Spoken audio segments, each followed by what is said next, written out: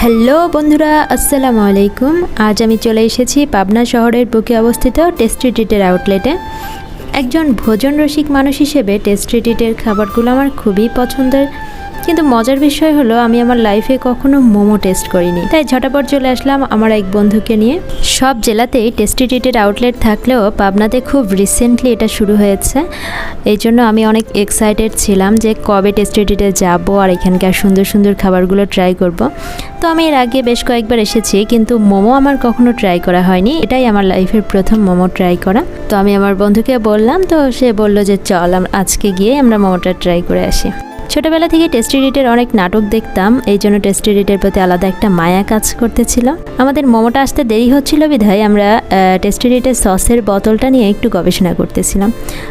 হঠাৎই খেয়াল করলাম আজকেই লাস্ট ডেট। দেখে একটু খারাপ লাগতেছিল।